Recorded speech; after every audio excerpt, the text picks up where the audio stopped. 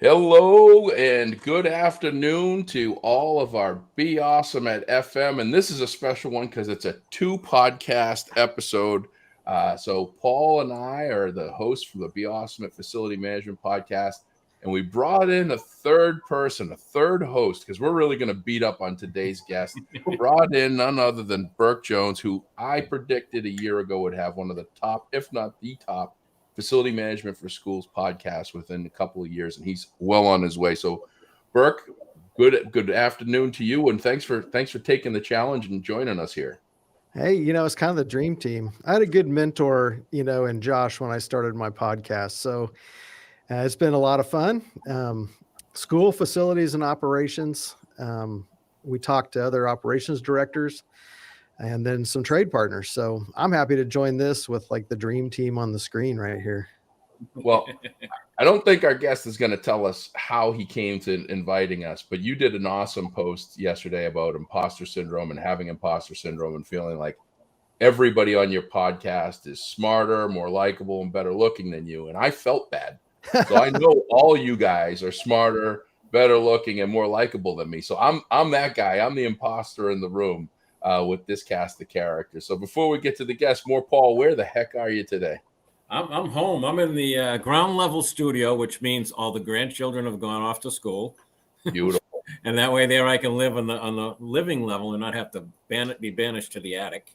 Awesome. And this is live, and we're hitting numbers. People are popping in here like crazy. So nice. Put your questions in LinkedIn or YouTube. I'm gonna be tracking that. And now we're gonna get to the man of the hour to put this together in less than 24 hours. It's none other than Turner USD, Kansas Director of Facilities and President, which was what we're going to get into, President of the KADPF, which he's going to give us what the acronym stands for and all that other good stuff. None other than Mr. Chris Crockett. Chris, good to see you all. Thank you all very much for putting this together and for bringing it together so last minute. And I'm excited to see what you guys have. Well, we talked about doing this a while back, and I think between the world getting crazy for all of us and your summer projects and facilities and schools, we just didn't get to it, and now we're less than a month. This is crunch time before your big conference, but we're going to talk about everything KADPF related. And for a piece of fact, Burke is also a director of facilities in a Kansas school district, Derby. Doing awesome work there. He's been on our podcast before, so every once in a while I'll miss a bullet point because we've talked about it already. But Burke is in the trenches as well, and Paul's in the trenches. And how many different districts are you in right now with Mr. Retired Life? All total about 5, but 2 of them are like as needed. So I'm just on retainer, and they call me when they need something. Yeah. And then a couple of mentoring gigs, which are kind of cool. I enjoy working with the younger facilities people because we seem to be struggling to get younger folks in to do our jobs. And then my 2 regulars in 2 towns of Boxford and Topsfield, 2 great historic towns in Massachusetts, on the north side of Massachusetts. Before we get going, I mean, when you say as needed with a name like Paul, it's more needed. So that's why I say enjoying retired life, working a couple full-time jobs. But that's what you guys have to look forward to, and hopefully a long time from now, because you guys are just getting started, Chris and Burke. So Chris, first and foremost, what is KADPF? KADPF is the Kansas Association of Plant Facility Directors. So it is folks in K-12 education, it's folks in higher education, on the operational side of the facilities. So it could be anywhere from custodial supervisors, maintenance supervisors, and they don't even have to be supervisors. We have some people, I'm taking a team of about 10 probably, that's what I usually take.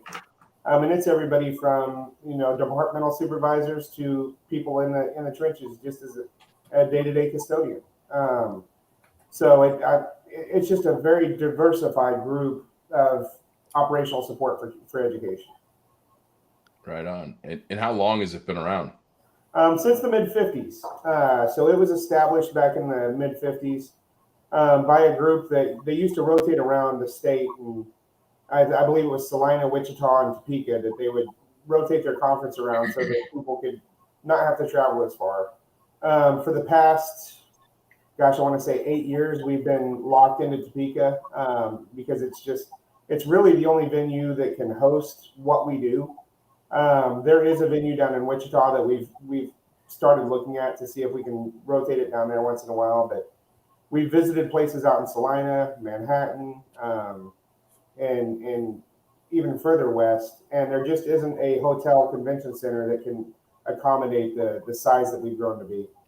What is the size? How many people So are we talking? we've got about 60 plus, around 62 vendors at the trade show, which is a pretty good sized trade show. And then our membership is usually around 100, typically about 50 different school districts involved, school districts and higher education. We've got Butler Community College, Hutchinson Community College, Washburn University. So different levels, but all revolving around education. Wow, that's great. It's a great conference. So I started this job in 2019. Did not go that year. Trying to remember when I went. It was the first one after COVID. So 21 probably. 22, I think. Okay. So went to 22. Missed last year because I had another commitment and I hated to miss it. But I was just really impressed with the diversity of the types of jobs people were doing that were in attendance. Just lots of good information shared there. I apologize, Burke. It would have been 21 because this is 23. 22 would have been last year, and you did miss that one. Yeah. So it was 21. We were still kind of wearing masks, I think, at that point. Right. It's a blur. Yeah. A good blur. It's all behind us. Right. Absolutely. Yeah. And Kansas is kind of an interesting state, and Burke and Chris, correct me if I'm wrong, and Paul's going to probably make fun of my numbers and where I come from, but Kansas, I believe, is like 300 and just under 350 classified school districts, and it's like 500,000 students, give or So take. I think it's 283 school districts. All right, so I was off by a bit there, Paul. Good. Congratulations. How about that? They connected, but it's like less than 50 of the school districts represent over 50% of the student population. So you have a small percentage. You've got like 20% of your school districts that represent over 50% of your student population. So you're a state that has a lot of small rural districts that could really use, everybody can use professional development and help, but those smaller schools are definitely, those are ones that they're tough to get to, but it sounds like you got some of them that come to you. I mean, it sounds like you got a good mix from all different sizes and shapes. And before we go any further, Anthony, hello from New Jersey. Great to have you. Matt Oliver is back. Matt in New Hampshire. We were going to have to start a search party for that guy. He disappeared for a while. Yeah. He was like the #1 fan status for a bit. So welcome, guys. Hope back to school went smooth for you, Matt. But Chris and Burke, what's the layout of your school districts, school student size? Paul and I've been fortunate enough to visit you, Chris. But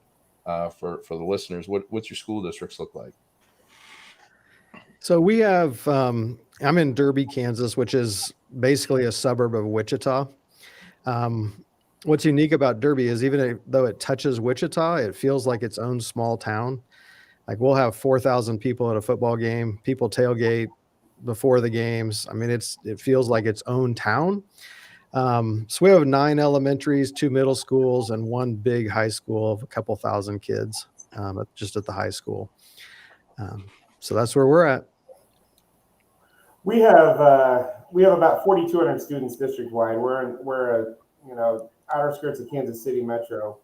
We've got 8 school buildings, 4 elementaries, an alternative high school, middle school, a 6th grade academy, and then our high school has just over 1,000 kids.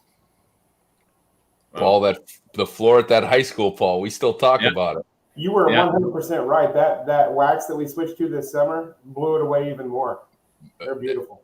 We couldn't believe the time that the amount of time that you guys were able to go without having. I mean, that floor looked like it was just done. Your custodial and maintenance staff in the high school and all the schools that we went to, but the high school especially, that school shined. I mean, your curb appeal on that was it's wonderful. Top-notch team, it really is. And to go on the flip side, to have an old building that has that doubles as a haunted house occasionally. That boiler, Paul. We didn't show a picture of that boiler, but that was decorated and scary as all get up. That was my favorite, down in the dungeon. That's right. You get in the bowels, it's a different story. Bowels. Yeah. So can I touch real quick on something you said, Josh? Yeah, open up to whatever you want. So we have probably well over 100 school districts in Kansas where the superintendent wears all the hats. They may drive the bus in the morning and they may be mopping the floor at night.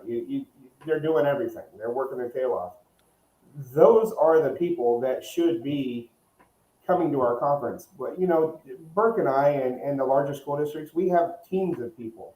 And it's great. It's a great conference for that. But you're not going to get the content that you get at KADPF at any other professional development conference in the state of Kansas. I've been to USA. I've been to a lot of the different conferences. You'll get professional development, but you will not get the trade department professional development that we offer. So, and one of the things I find out when we go to a conference like that, it's really good therapy to talk to other people that do what we do or some parts of what we do, and to realize that you're not alone. And there's so many out there, and why live in that bubble and try to figure it all out yourself when someone else has built that wheel already. So let's network and get out there and share specs and share past best practices and things like that and things that worked and things that didn't. I mean, I think any conference like that is invaluable for anyone. 100%. Yeah, I know when I came home last time, I was like on a high, here's all these other people that are doing exactly what I'm doing. I was brand new, coming from the private sector. And it was just really great to be in rooms full of people, of guys doing what I do. Yep. And let's step back about the association. You're a successful association doing amazing things, and you're all volunteers. Like there's nobody that their day job is KADPF.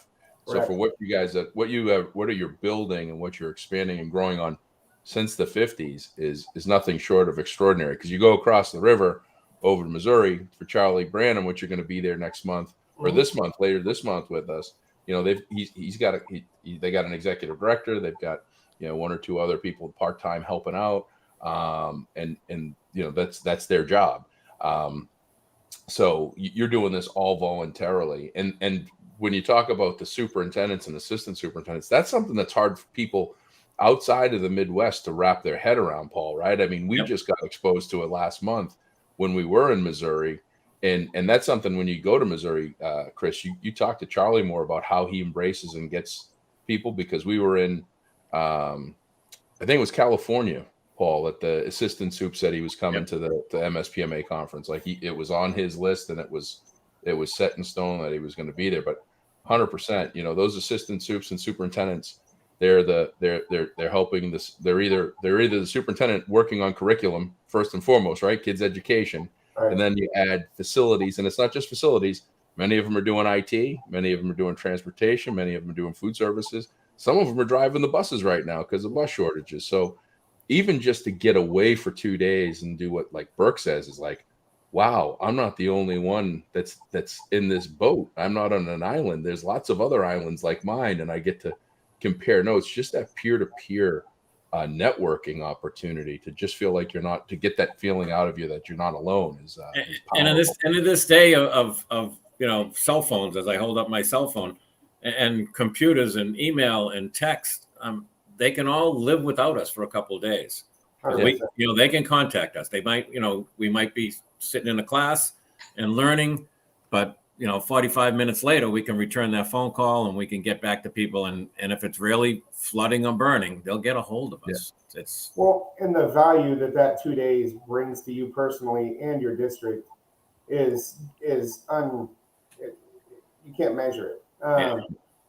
Just the interaction between like-minded people, let alone the new technologies you learn about, or the new strategies you learn about, or whatever it is. Bringing that back to your district is invaluable. I mean, you can't put a price on it. Yeah. It's 2 days. Yep. Yeah. And we'll take a quick one. I don't want these to get out of the way, but Greg Christensen, new. I think he's a new listener of our podcast. I think he's a follower of yours, Burke, because he was on the LinkedIn post. I think got this all started. But he says hello, Greg, and Mr. Bobby Chavez from Assabet. He's on here too. Hello, Bobby. Got to talk to Bobby for a few minutes this morning, so glad to see you made the podcast, my friend. Throw some questions at us, but feel free to ask questions about anything. I don't talk politics, pizza, religion. These guys might talk about that stuff, but we love to talk facilities and love to talk about the KADPF conference. I want to know, Chris, what drives you to do this? Like we said, it's volunteer. You have a full-time job. So I feel completely indebted to the organization because it is the reason I am where I am. I started in facilities back in 2009 at the University of Kansas on the housing side as a general repair technician. Position, I was living in Topeka at the time, commuting to Lawrence, which isn't that far of a drive, but in 2009, gas was like $5 a gallon. And the position opened up at a school district in Topeka that I actually went to, Auburn Washburn, went K through 12 there. A position opened up as a plumber. And so I went to my boss at KU and said, hey, I'm going to put in for this, just the gas savings alone is a $400 a month increase. What do you think? And he's like, oh, well, you know what? I know the director there through KADPF. I'll reach out to him and give you a good word. I said, I appreciate that. And ultimately, I landed the job, worked my way up through Auburn Washburn. And then Turner School District reached out to KADPF to ask if they could post this position on the job postings on the website. And at the time, I was the media coordinator for KADPF. I got involved with KADPF because it was the reason that I got to Auburn Washburn, and I thought it was a great organization. So we posted the job opening. I applied for it, and here I am. So KADPF is literally the reason I've grown throughout my industry, and I owe KADPF tremendously. So I'll do everything I can. That's that. That's good.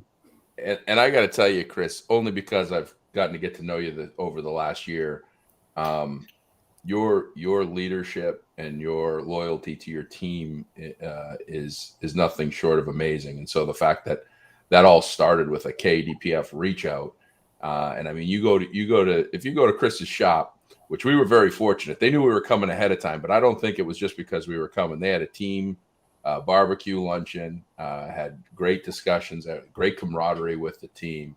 You're doing a great service and great work, and that I'm sure that trickles to your KADPF commitment, especially where it's volunteer. You're volunteering your time, so that's pretty important. So it looks like we got questions. For some reason, some of the stuff's coming in private. But first, Aubrey Kirkpatrick, hope you hear this before you leave. We got Canada in the house, Paul. I must have heard about more Paul being on here. How about that? Yeah. Yeah, Aubrey Kirkpatrick. Man, he showcased. If you're not following Aubrey Kirkpatrick in Moncton, New Brunswick, he is a rock star, and his team are amazing. And he does a phenomenal job of showcasing and talking about his operations team as often as he can. He showed a bunch of pictures of their buildings being reopened. So, and we've got a question. I'm just able to pull it up.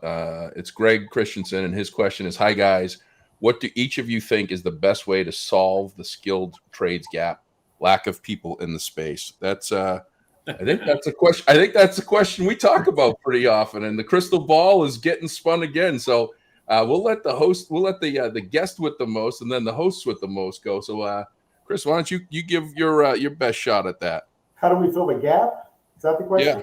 Yeah. How do you best way to solve the skilled trades gap? Oh, skilled trades. Yeah. I haven't got to that gap yet. I'm still very blessed with everybody that I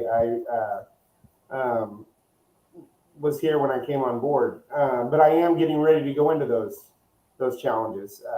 I have filled one position since I got here, and it was with an HVAC person. And the way that we approached it was we posted it down at the local trade shop. And then my guys are down there all the time getting parts, and they bumped into somebody that wasn't super happy where they were, and we got very blessed that they came on board, and they've done a great job. But it is scary. As I mentioned, in 2010, I was a plumber. and plumbers nowadays, it's not easy to come by. So I don't have the crystal ball on that one. I don't know the answer. Mm-hmm. Yeah, I know. I've only had to hire one since I started, and it was an HVAC guy. We picked up a young guy that had been doing some residential and light commercial for a couple of years, and in 1 month he moved cities, got a new job, and had a baby. Wow. So, Oh wow! That's some life changes. but he's worked out great. I mean, I think he was looking for a change and more of like a little bit more controllable work hours. And I mean, I think we offer some unique things at schools that you can't get if you're out running service calls, with a private company. Yeah. So I think that's kind of what we sold to him. The other thing we've done is we have a lot of high school kids that are interested in the trades. And we worked with our insurance carrier, and they can actually be covered under our policy now. I don't know that we actually changed anything. I think we just asked the question, and they're like, yeah, if they're shadowing your guys, then they're covered under your policy, which is a good thing to know. So working with the assistant superintendent of curriculum, we're actually going to start offering that out to some people at our high school level that, hey, come shadow our plumber for a day, come shadow the HVAC guys, run some calls with them, see what's going on. And I'll report back on how that goes as we get there, but I'm excited about that. And our guys are excited about it. They think it'd just be awesome to have, high school kid in tow for a day and showing them what the job's all about. Yep. Yeah, I think that's great. That question it wasn't a plant, kind of fell in my lap here, because for those that are going to Missouri in a few weeks, one of the subjects that I'm taking on and speaking on is, we title it "Working with the Entitled," or are we? Yeah. So Ken Wirtz and I, we've been traveling around and talking and trying to fill this gap of employment that we have since COVID, really. And all we heard was these kids these days, they don't want to work. These millennials, that they're no good, they're lazy. These Gen X's, they've gone back to live with their parents and they don't want to. But you know what? Unemployment's at 3.8. Mm-hmm. Right. It's the lowest it's been. So that ain't it. They might not want to do our jobs or custodial jobs, but the younger generation wants to work. Let's get that out there. So then how do we, transfer them into the trades and what we do? I know in one of the communities, I hired for facilities manager in 3 communities and working as a consultant. And I can tell you, over the 4 years that I did that, I had the same 4 applicants that put in from town to town. Yep. And none of them were qualified. Those 4 weren't qualified. I had other applicants, but these 4 gentlemen kept showing up. Every time they turned their Zoom screen on for an interview, they must have said, "Oh my God, not him again." He's everywhere. I'll never get the job. Well, you are more Paul. So yeah. Right. And what I did was, in the last community I worked in, Dover, Sherborne, Mass, I went through a whole plethora of applicants, and pushed them aside, paper cut, put them in the barrel. And we got a call from a neighboring town, and they said to us, the business manager said, 2 years ago, I hired a facilities director from BJ's. Now, BJ's is a large box store that we have here. I'm not sure if they've made it out that way, but it's a big retail box store. And Costco. Costco and Sam's and those type of places. And this finance director from the school said this guy transitioned from the box store facilities director to the school's facility director without a problem. Yeah. And as I'm reading his email, I'm reaching into the barrel, and I pulled out the resume for a facilities director from BJ's and gave him a call. He came in, he interviewed, and that was 3 years ago. He's working on the job. I recently just left there as a mentor for him. 2 months ago. So we got to think out of that realm of, kids coming in from school or people coming in working from another school. We got to do something. There's a gap. There's definitely a gap.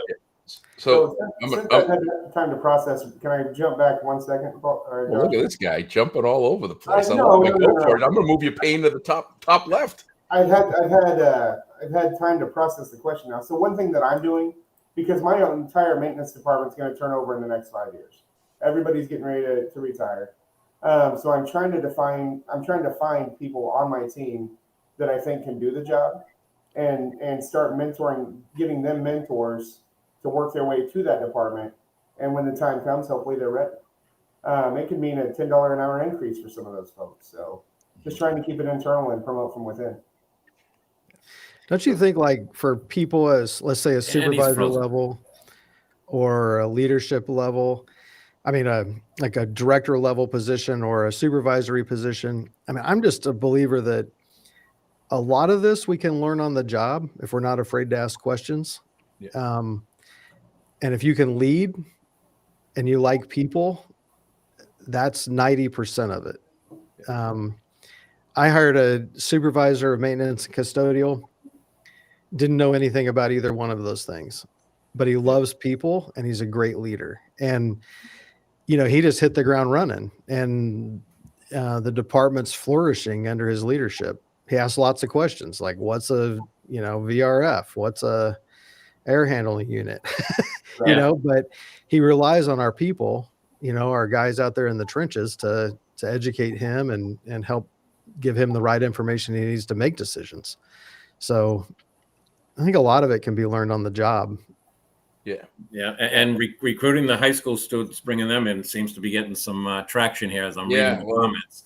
Yeah, and we got a couple things, because I'm going to round out the fourth here, because you guys hit all the points, so you made my answer very easy. First, I'm going to circle back with the responses, which Bobby Shavs, which, first of all, their school is amazing. I've been working with them for almost 20 years. It's a Voc Tech school. Oh, there you go. My phone's ringing. I thought I turned it off there. Scared the life out of me. But he says, I may be a bit biased working at a trade school, but vocational skilled trades for the high school kids. Phenomenal program. And I'm going to touch on that a little bit. And he's absolutely right. This is a 450,000 square foot campus setting, 1,200 kids, and they're teaching these kids are coming out. There's 13 or 14 different trades that they can learn, and they come out of high school. Many of them already done with their apprenticeship, or they're going into their apprenticeship, and they can be plumbers, electricians, contractors, wrench turners, making six figures in little to no time. So absolutely, there needs to be more Voc Tech, if not Voc Tech programs. And then Greg said that's an ideal approach. Burke. I love that high school students get to shadow and experience those roles. Absolutely, that I'm gonna hit that. Aubrey says we have the best opportunity. Leave it to Aubrey. We have the best opportunity as school districts. We have them for 12 to 13 years. We can lead them to our school professions. What a great way to recruit. We have the natural resources daily. And then it looks like Greg said, Chris just hit my second question. How concerning is the risk of loss of tribal knowledge with folks retiring or turning over? Man, I'm going to hit all these points. And then Matt Oliver. Welcome back, Matt, coming in like a firecracker. Love it. We have filled several full-time jobs with high school graduates that work for us during the school year of students. This question, Greg, correct me if I'm wrong, but I did a quick stalking of you. It's the first time we've seen you on the podcast here. It looks like that you cover just about all areas of facility management and all industries. And so I think your question may or may not have been posed to the skilled labor gap, which is the 3 million plus open skilled labor positions in the country. We don't know how to fix that. Our response is going to be solely on education. And that's where my experience comes in, and all of our experiences come in. And so my answer is a couple-fold. The first is when the question was asked, we put Chris on the spotlight for the first time. He said he didn't have that problem. So the first response would be, I'd be going to where the president of an association is that has a school district that doesn't have that problem, and I'd hold on to him real tight and learn what his secret sauce is. Because that is, you go places, you go to Milwaukee, Wisconsin with John Stangler. He doesn't have that problem. You go to Burke Jones in Derby, Kansas. He doesn't have that problem. Paul Anastasi, when he was in Newton Public Schools, building the most expensive high school in the country at the time, he didn't really have that problem. He had good staff, and it wasn't a whole bunch of it wasn't because everybody was getting pools and bunches of money. It was because the leadership was doing a good job. They understood their team's why, and they delivered the message properly to them. As far as programs, we need to flip the script, and I have this conversation because I'm a millennial, proud to say it. And when I was growing up in the late 80s, early 90s, in junior high school and high school, you learned a skilled trade because you couldn't make it in high school and you weren't going on to college. That was the mindset. That's where the gap came from. So first we have to understand where the gaps came from, why they have them, and then what do we have to build off of them. And one of the things in education is we've got 50% of our facility professionals in all aspects of the role are retiring in the next 5 to 7 years. That's 50%. They're retiring. They don't need to be retired. And that's the first thing that I tell people to look at. I have a company, K-12 Pros, full disclosure. I'm always transparent about everything and where I profit from. Paul's an employee of mine. He's a contractor. He goes out. He works in some of these districts. I look forward to closing K-12 Pros. But K-12 Pro's entire idea is to bring retired facility professionals back into the workforce on their terms because there's such a gap and such a need. So I think one of the things we need to do is we need to tell people that age is just a number. Dave Pettit, I used as an example last week in Missouri. He could have retired 8 years ago. Burke, I think you probably could have retired. I mean, you were close to retirement. You were in the private sector and you came in public sector. People go, what are you thinking? Right? But, people don't need to retire because of a number as long as they're still doing good work. And we need to tell people that. I think that the system does have some issues with regards to schools with, there comes a time with pensions and everything else where it's almost counterproductive to stay employed because you've been there long enough. You can get your full pension. You got all this stuff. But I think we need to figure out we need to look at all the places where things are broken. I think where we're trying to find skilled labor positions, we can't post it in Indeed. Like every school I talk to, I say, what are you doing to find skilled team members or facility professionals? Well, we put it in Indeed. We do this, we do that. No, you got to go to your community. You got to go to your local church. Your local church almost guaranteed has a part-time custodial and facility person. They might want another job. They might want more work. Maybe they want to come out of retirement. So we need to be looking in the different places, and we can't, as Paul was kind of saying, we can't stereotype. If we look at every generation is the worst generation, right? The next generation, right. And those headlines were the same year after year. And I told you, Josh, one of the best employees I ever hired, he's still working there. This was 12 years later, was my Uber driver driving me to Fenway Park to a Red Sox game. Yep.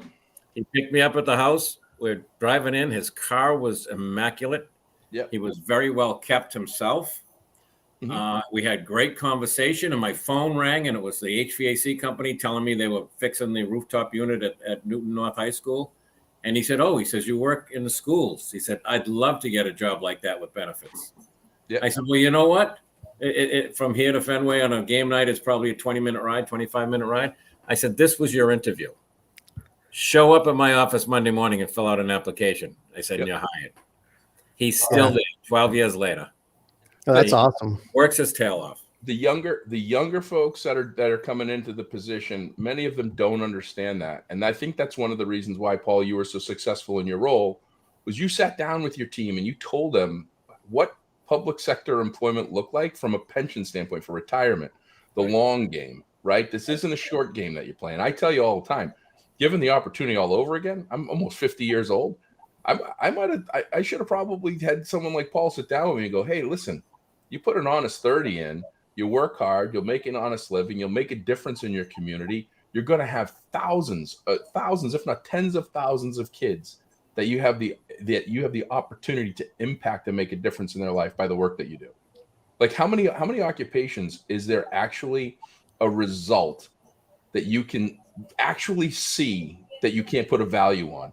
Like how powerful and what kind of a result is it to see little Johnny and Sally that came to you in kindergarten 12 years, 13 years later, going up on stage and getting a diploma and being a fully grown active, participating, positive person in the community. Yeah. You Right. touch that. You touch that. Best day in the school year right there is graduation day. Best The day in the school year. two best days. The kindergarten kids coming in Yeah. and seeing them, and 12 years later seeing them graduate. Yeah. Every employee should be in that graduation every year, because that's why you do it. That's what the result is. And we need to start getting away from a public sector side, focusing on money. And these things that we're talking about, getting back to Chris's original subject, is it happens at those conferences, at those meetings, at the monthly meetings, at the yearly conferences, where we all get together and say, how do we fill this gap? You might not have it in one side of Kentucky when you have it at the other. But we all need to be together on it. And I just gave Chris a class for next year, which is, why do my people stay? There you go. And that's, we don't talk about that.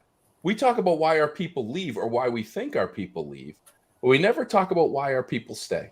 Why are people loyal to us? Why do people stick around? Why do they have the passion? Part of it is, Chris, and I've been to thousands of schools, so if I'm lying on this or I'm missing it, but I'm pretty sure in your shop you've got your mission, vision, and values, or the mission of the facilities department, right? It's a big board. Absolutely. I'm pretty sure I took a picture. Yeah. My brain is in a mysterious place, Paul. I was concentrating on the barbecue. Sorry. I love the barbecue too, but I was just blown away because it had it there, and they have this big screen that they can put whatever they want on. But they let their team know every day by that board what their mission is, right, why they're there, and it's not to give kids a great education. It's to give kids a great environment to be kids, to grow into adults, to feel safe, wanted, and loved. And that comes with healthy buildings. Yeah. That's what you guys do. And if you ask my people, they 100% understand that.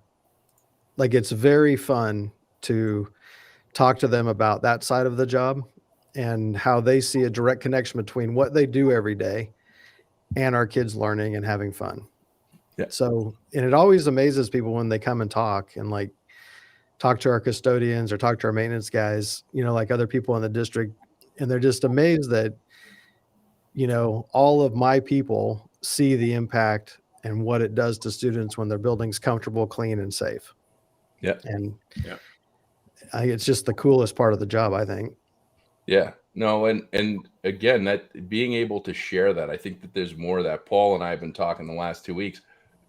I've been in this industry for 27 years. I know it doesn't look like it, but I've been working with schools for 27 years. In professional development, I've provided speaking for over 15 years. And this last 2 months specifically, I have never seen more operations departments that want me to help them and their staff with customer service. Outside of pushing brooms and turning wrenches, they want their people to be better at being people, right? And even I always laugh. I always say, your third shift custodians, when they get hired, they don't take the job because they're people. Brooms and auto scrubbers don't talk back in the middle of the night. The halls are empty. But you get one of those third shift custodians in a school specifically that leaves at 8 or 8:30 in the morning when the kids are coming in after being there a couple of years. They'll tell you their greatest gift that they've received is a kid saying thank you as they're going home, as that custodian's going home to go to sleep. That thank you. You can't put a price on, and sharing that mission and what's important. We've gone way off the rails, and I love it, and I'm glad. and this is okay, because we want more questions and more other stuff. But Chris, I got a couple of key questions for you. If you had a crystal ball right now, where would you envision, or where would you like to see KADPF? Like, we're going to have Chris back in 3 years. Where are you? Where's the organization? What would you love to see happen or expand? Awesome. After next year, I won't be on the board anymore, but I can easily see the organization doubling in the next couple of years. We had to turn too many vendors away this year because we ran out of trade show space. So we need to find a bigger venue. And there's spaces at the hotel we can do that, at the convention center. So I don't know that it'll move locations. It's very possible. But we need to expand our trade show space. and we need to have larger rooms to collaborate in and do our breakouts. So I can easily see us doubling in the next couple of years, very easily. There's a couple of things in the works that just recently came up. In fact, there's a meeting tomorrow on it, but I can easily see it doubling. Mm-hmm. And do you find that potential growth scares some of your board members? And because I know we went through it in Massachusetts, sure, and it was a scary time for us. They'll tell you that it doesn't, but I can tell you that it probably does. Yeah. There's a lot to be said for being a smaller, tighter knit organization than being a massive network. Yeah. And it is scary. It's scary to me. We currently handle everything in-house: registration from as far as signing up to handing out lanyards and setting up the trade show ourselves. It's a lot of work. And Tricia Burke does all that work. She's out of Manhattan. She does all of the trade show stuff, all of the conference stuff. And it's a lot of work. And if she ever decides not to do it, we're going to be in a pickle. But it's scary. It's unbelievable. When I started with the Mass Facilities Group, we were, going to Cape Cod every year for our conference, and we were maybe 12 to 16 guys hanging around in a hotel room ordering Domino's pizza. That was our big meal. And now here we are 20 years later, and we're hiring out the DCU Center in Worcester, Massachusetts, that hosts NHL events and full basketball and entertainment, and we're taking over downtown Worcester because we were right where you are. We need a bigger venue. We had more vendors that needed space, and the vendors are willing to come in and pay, and that's what the membership has to understand too. We had a big in the early days. We had this big thing where it was vendors against the members. And it can't be that way. They're partners. Oh, 100% partner. Yeah. We started a scholarship fund back in I believe it was 92. And that scholarship fund started with $1,000.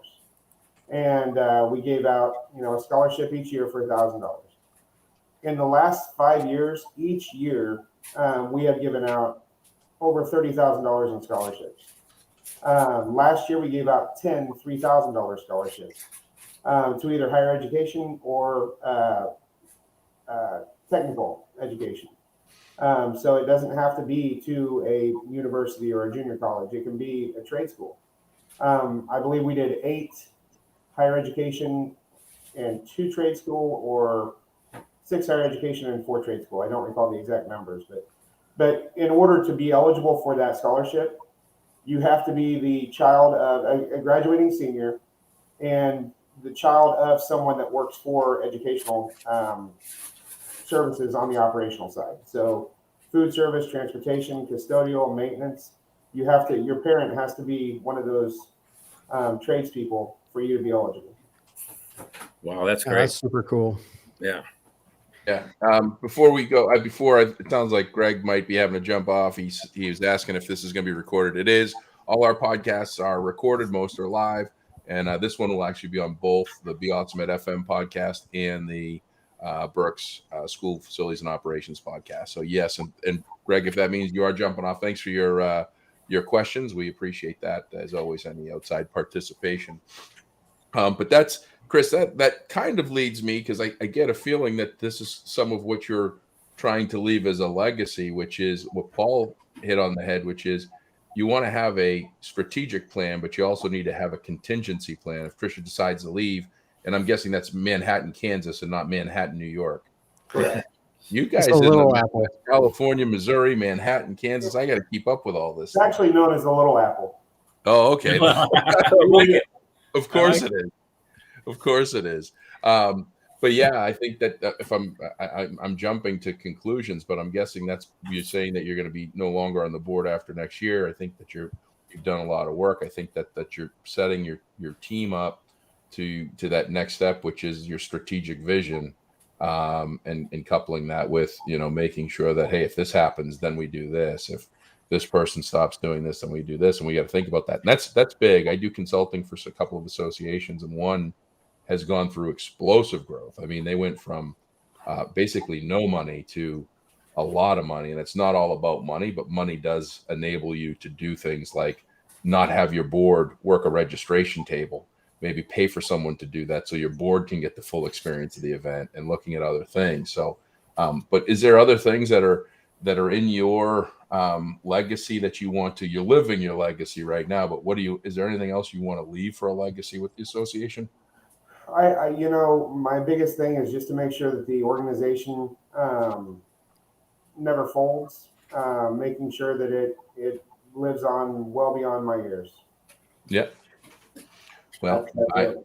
I think that I think your keynote speaker this year is going to ensure that it never folds, because he's bringing an audience. Right. I heard he's really awesome. Yeah. That's what I heard. Here it comes, folks. Get ready. Hey, I just want to be awesome. Yeah, every once in a while, I got to be able to throw out a little shameless plug. I mean, come on, if I don't throw out a shameless plug, what good is it? I mean, Yeah. I just said that I'm with a group of people that are smarter, more likable, and arguably better looking than me. So I had to get something for myself. Wasn't going to hold out for you guys to do it. So are you going to tell everybody who the keynote speaker is?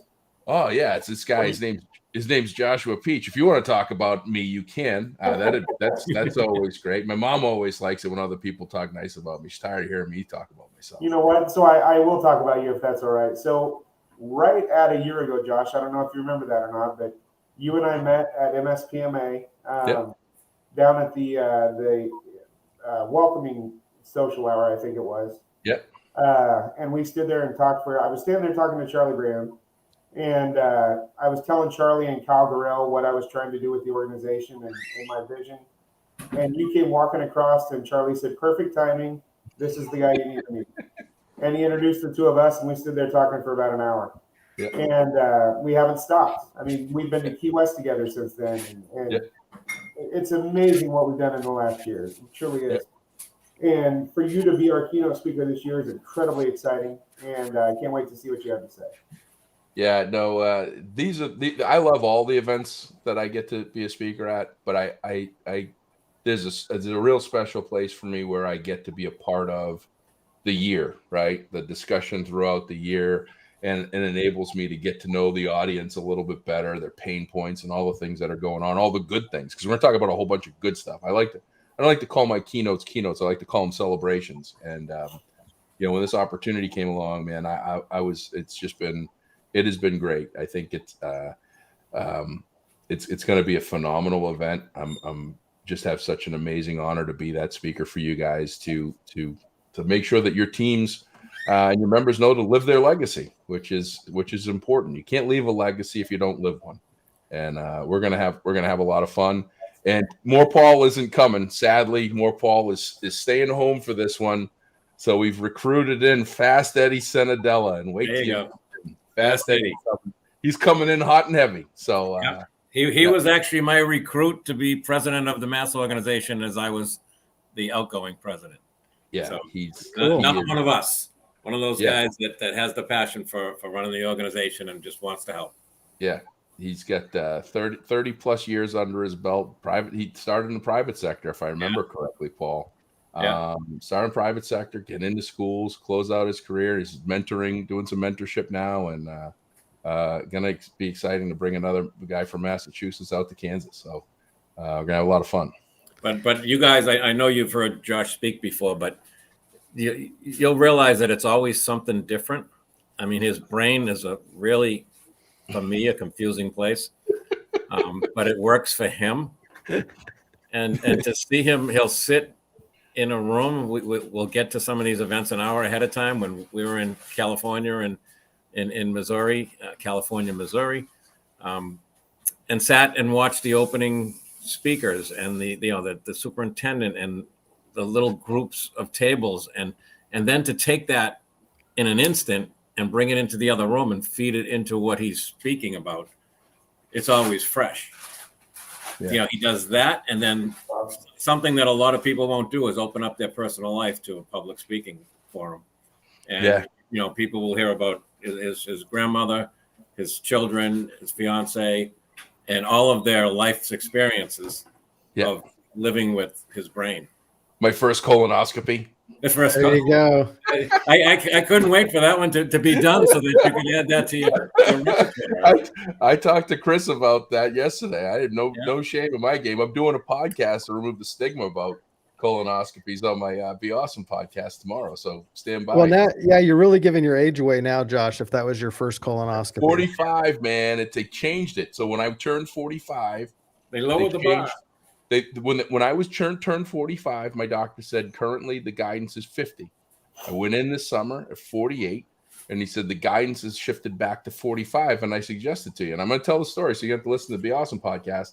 But I went and I got it. They found some stuff. 2 days ago, my anxiety was lifted, and I'm a clean bill of health. No cancer on me, and that's that's a scary thing when that's a possibility and when it's looking at you in the face. So and the true sign of a rookie in that department is Josh had planned on coming with me to the Red Sox game the night before the procedure. And I said, that's not going to work. Amy actually, that's not going to work, Josh.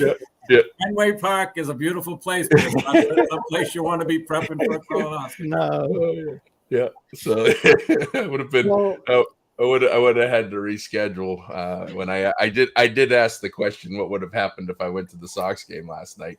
And they said, yeah, you would have most likely had to reschedule by the looks of you. You would have indulged in things you shouldn't have, or you would have been not in a good place. So, but no, Paul, thank you. You know, Paul's been with me. Paul's been with me. It's gonna be 20 years next May, and he's seen me at my best. He's seen me at my worst, and he's the only person outside of my blood family, and most of my blood family doesn't put up with me as much as Paul does. And that means a lot, Paul. You're a pretty special guy, and the stuff that you notice and catch. And my brain, you think my brain is confusing to you? Just imagine being me in my brain. It's even worse, doubly bad. Yeah.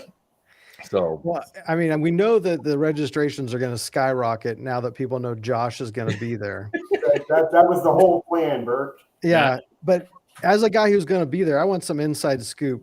Like, what's happening? Yeah. Tell me more about what we have to look forward to the first weekend of October. Tell us what's happening. Are you talking? That was. I'm talking to you, Chris. I'm talking to you. Sorry. I thought you were asking Josh. No, that's all right. Okay, so I am so excited about this year's conference. I truly think it's going to be a dynamic event, something we've never done before. So we expanded, as I mentioned last year, I mentioned that we need bigger spaces to meet. Last year, our breakout sessions were standing room only, literally, and which is a wonderful problem to have. So this year we've expanded to another room. So we're offering 3 breakout sessions at the same time. So you've got a wider selection. And there's a whole, I think, 12 more presentations because of that. So we're offering for the first time like over 25 different breakout sessions. There's so many different lessons you could get at this conference. It's insane. Also, for the first time ever, to my knowledge, I invited, so we're right there in Topeka. That's where everybody involved in the state level of education is at. So I invited in the Commissioner of Education, Dr. Randy Watson. He's going to come speak to us over lunch and share a few kind words, hopefully. And then my former superintendent, who is now a Kansas Senator, Dr. Brenda Dietrich, is going to join us for lunch as well on that Monday and share a few words of encouragement. So I'm incredibly excited, not to mention that our social hour Sunday night is the Chiefs versus Jets. Nobody has mentioned it. Today's the kickoff to the NFL. Hopefully, I'm wearing my green Jets hat today, right? Look at that. Good green Jets. It's the Chiefs day. But yeah, no. So I'm incredibly excited about everything we have going this year, and I really think it's going to be. I think we're going to blow the doors off the place. Yeah, I looked through the lineup of the breakout sessions, and I'm like, man, I want to go to like all 3 every time. It's there's really good information I think that's being shared, and it was really tough to schedule them all because they're all so interesting. And I look at it like you. I think, well, if I had this choice in these 3, which one would I want to go to? And there's not one that I wouldn't want to attend. So yeah, it was tough. Yeah, no, So I saw a lot of the class sessions that I'm looking to. I was just going to pull up some of the session samples because it is the schedule I mean, it's chock full of why. First of all, I'm going to give a shout out.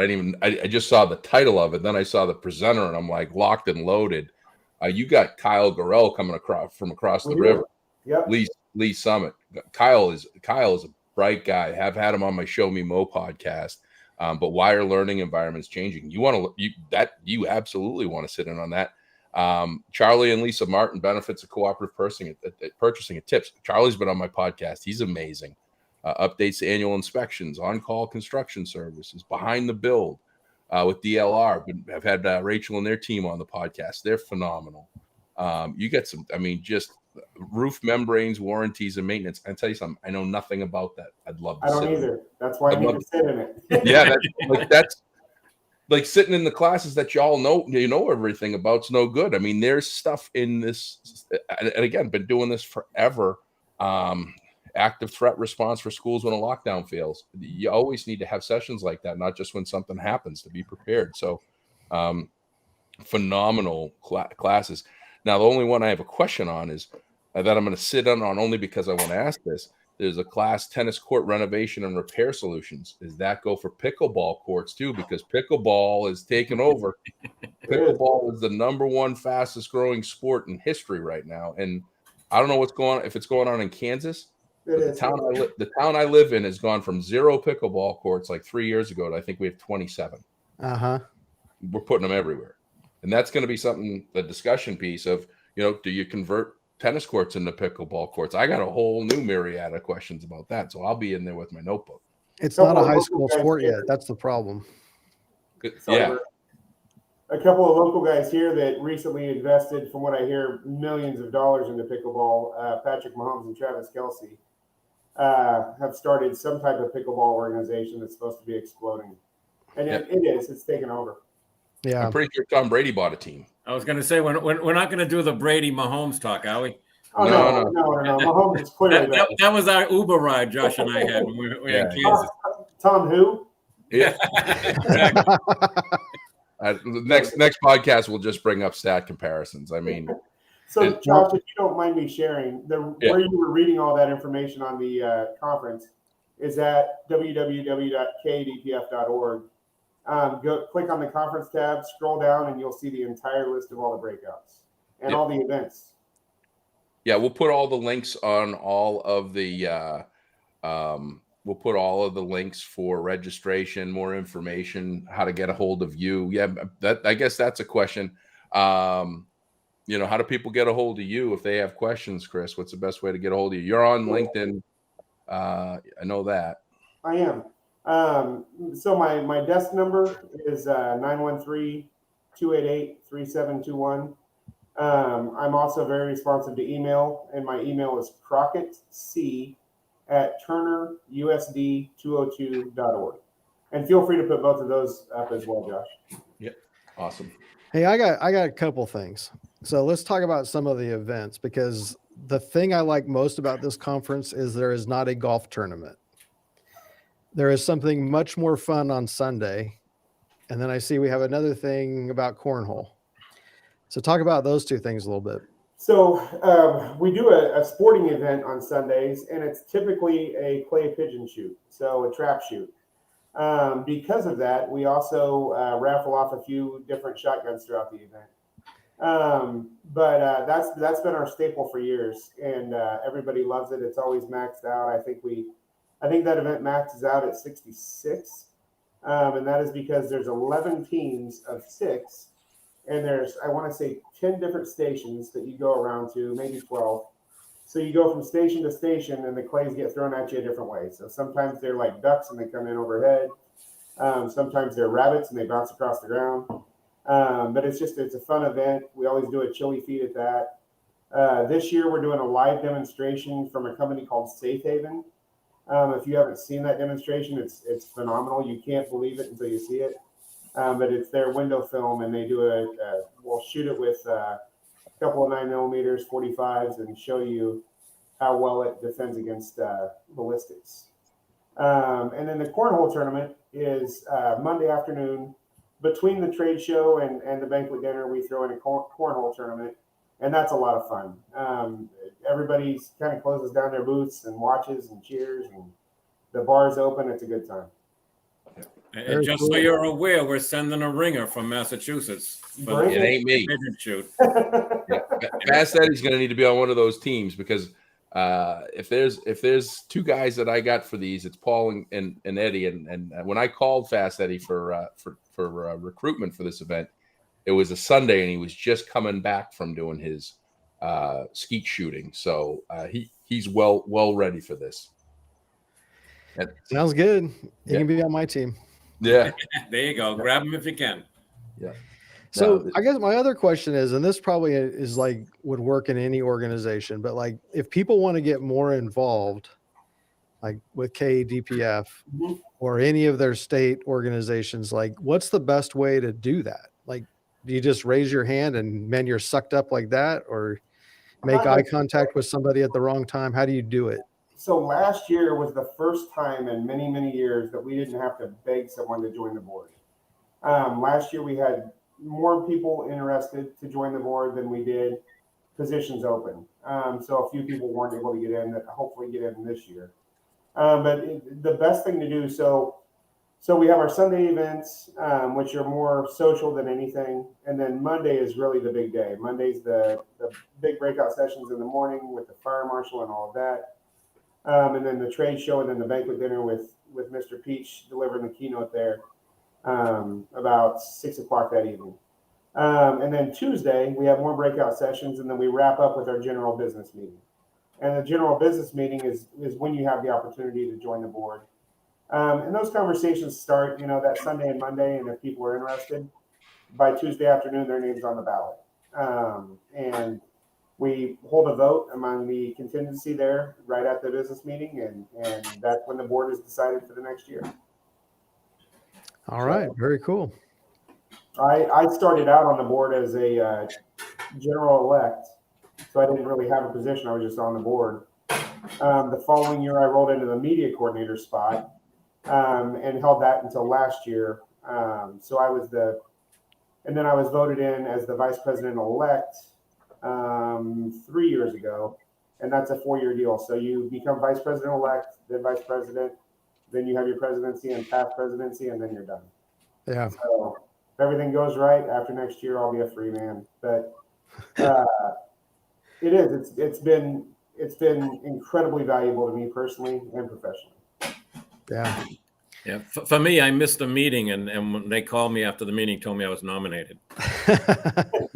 So that's how it started for me. And then I started in Mass. We went secretary 2 years, vice president 2 years, president 2 years, and then past president 2 years. And then from that, I didn't have enough. So I went on to the board.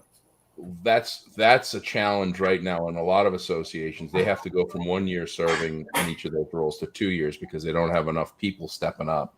And right. So that starts with the leaders figuring out how to get more people interested and excited to get involved. And I predict I do have a crystal ball. I got a crystal ball for Burke for his podcast, and I got a crystal ball for a KADPF. Chris probably is leaving his board position, but he's going to stay wildly involved with the organization, and he is going to see the double size and growth, and he's going to see active board members and people participate in the way they need to, because I met a lot of his board members virtually, and many of them are like Chris, and they all want the same result. And if you put a bunch of people together, rowing a boat together, it's going to move the way that it needs to move. So that's my prediction is it's going to work out amazingly, and we get some more activity in the chat section. Some of the stuff is showing up private, so I'm trying to figure out who they are. But I see Matt Oliver said, we have been having that problem. Oh, this is an old question. We have a problem with keeping good people. And when we have a hard time filling the position, we seem to lose it in the budget. And in the suggestion that you've survived without that person, you don't need them when they need to put the money in other places. That happens a lot. That's the do more with less mindset that I hate and that I talk about. And I try to tell people doing their best with less, because if you get put in that position where you become short-staffed and you still get the work done, there's something called burnout that happens. But top level people just see that budget line item disappear and work still gets done. They just say, oh, the work's still getting done, but we don't think about this thing that's really big, which is mental health. And then these look like they might be Greg's. That is an excellent point, Josh. Go to the community and anything to get high school kids, even junior high school kids interested in the trades. Love that K-12 Pros keeps the knowledge and mentorship, et cetera, in place. Skilled trades keeps the world moving. And then I learned about Josh a couple of years ago. Highly recommend. I could use more of those. I can always use more of those. That wasn't me. It looks like I answered all of them, unless I'm missing something. I'm going to come back to this. But any close? This has been so. First of all, this has been an awesome podcast. That this has had, as Paul and I like to say, hot mic'd. Yeah.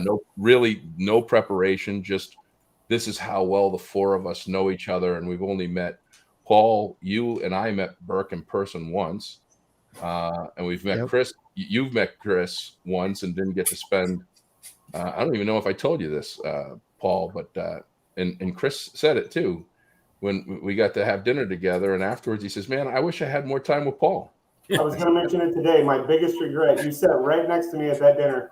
31st best steakhouse in the United States. And I did not pick your brain more than I did. And that was some good steak. Oh, please. 31st best. Yeah. No, we'll take hey, you guys play your cards right. I'm going to look for the 29th best. I'm going to skip right over. I got to tell you, Josh, this is the first time we have this much chat coming in any of our podcasts. I think these two guys brought it on. Oh, yeah. No, this was the shortest release time. We had less than 24 hours release time. And the activity has been bouncing all over the place. I've got 25 or 26 chats. I didn't even get to the YouTube. I don't know that I got to YouTube and LinkedIn. I've been just trying to navigate through this private stuff. So this is good stuff. Anything to close this thing out? I mean, we've ran this thing pretty long, which is great. Two things I'd like to touch on, if it's all right.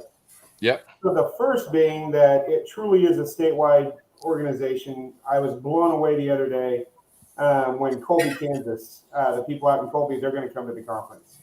The person that I replaced as the media coordinator years ago was Mike Bassett from Deerfield. Josh, you can Google that one. Deerfield is literally out on the Colorado border. And Mike was heavily involved in the organization for many, many years. And the other thing I'd like to touch on is it's the whole retirement piece and retaining retired people and not losing that institutional knowledge.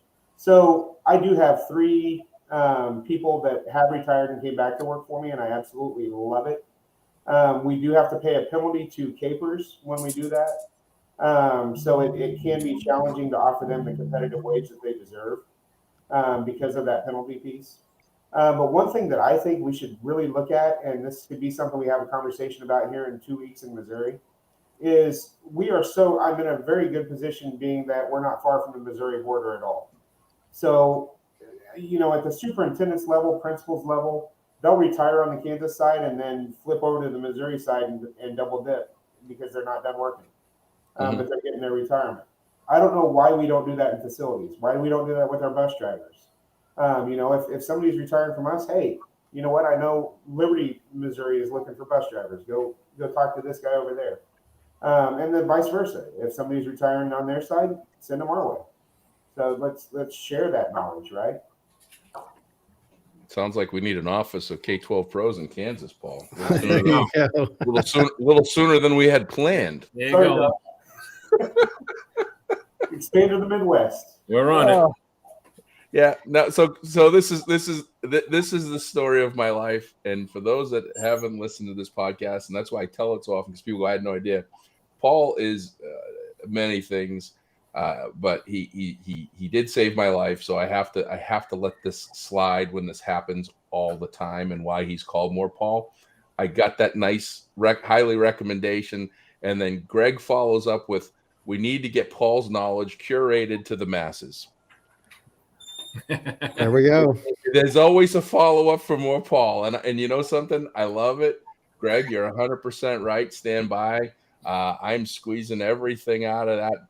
I'm a sponge, and I'm squeezing it all out of Paul's brain as much as I can and collecting it because, we're working on some really cool stuff. And this is something that you're going to experience, Chris, and I'm sure that we'll be able to, at some point, it's going to expand. Paul, talk about what Chris is going to see in Missouri, if you don't mind. Oh, well, we're putting together a leadership course. It'll be 8 modules, using the book from which happens to be right here. Of course it is. Yes. Mine will be on the floor. It's Strength Finders. Yeah. Compton with Clifton. That will be our textbook. We're going to teach people how to work with their strengths. So many people focus on the weaknesses and spend so much time on what someone's doing wrong. Yeah. So we're gonna flip that script a little.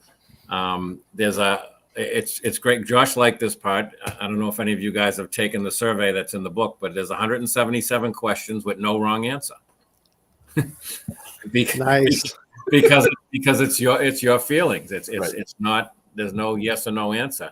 And after taking that quick survey, you're given your 5 greatest strengths out of 34 that Don Clifton had identified when he was alive. So it's really exciting. It's working into our brains. Like I said, it's scary when we talk about Josh's brain, but hopefully the rest of us will be able to. I want to see Josh take the survey. I want to see how it comes out. See if they can figure out 5 strengths with what comes out of his brain. But we're going to run it over 4 months.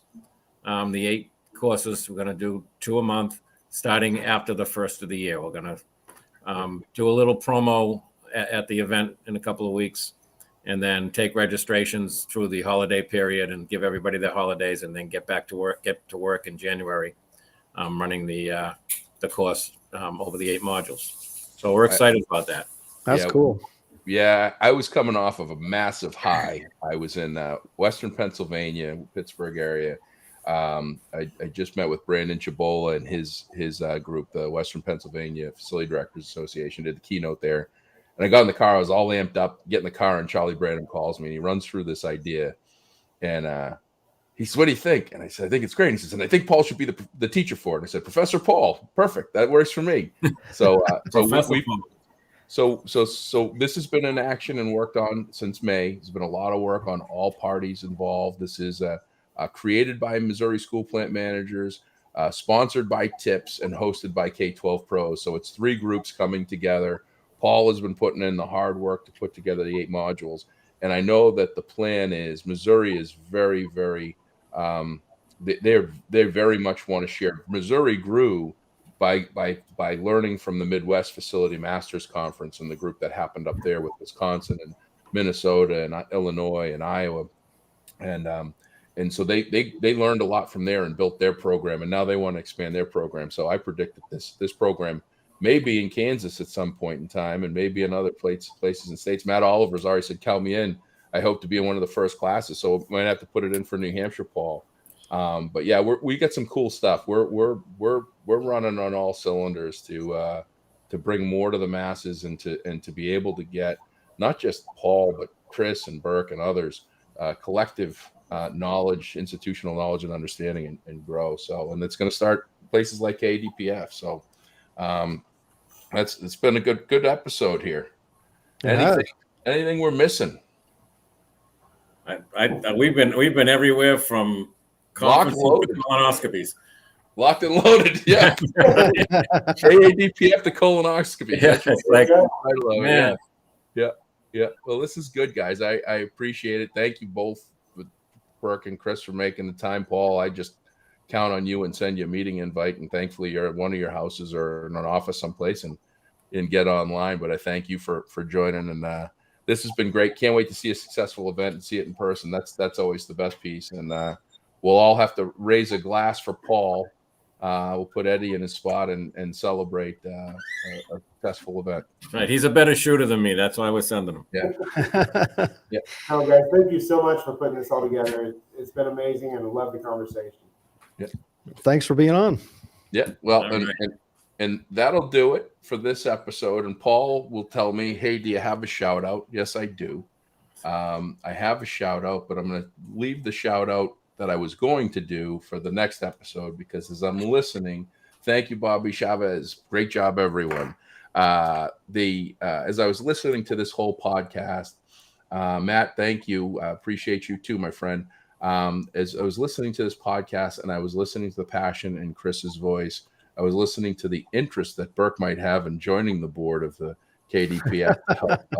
I might anonymously put his name in. I thought about the shout out should be for all of the unsung heroes that are in the trenches every day with a full-time job and families that give their time and energy, what they have left in their energy in the day, to providing professional development opportunities, networking, peer-to-peer opportunities, professional learning, aka the KADPFs around the country, because many of them are entirely volunteer organizations. They're giving their time.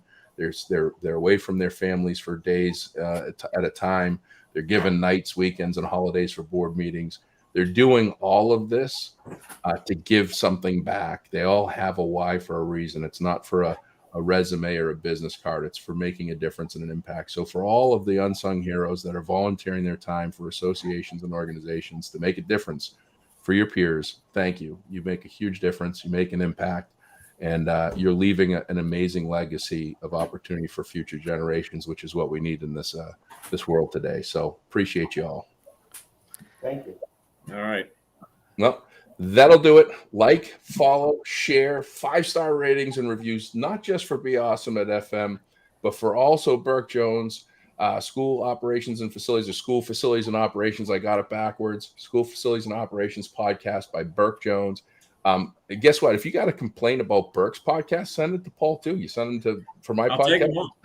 take them all. We'll start a complaint department. Paul would be awesome, or Josh would be awesome, but those 5-star rating and reviews make all the difference in the world for us. That gets us rated, that gets us more exposure, and that just tells us we're doing a good job. And if we're not, send us an email. And Burke, how do people get a hold of you? So the best way is probably LinkedIn. You can just follow me there. My email address, phone number is right there. That's the best way to reach me. Yeah. Awesome. Well, that's going to do it, guys. Appreciate you all, and have an awesome rest of your day. And see you in Kansas in a couple weeks. Sounds good. great. We'll Bye, see guys. you. Bye, everyone. Take care, everybody.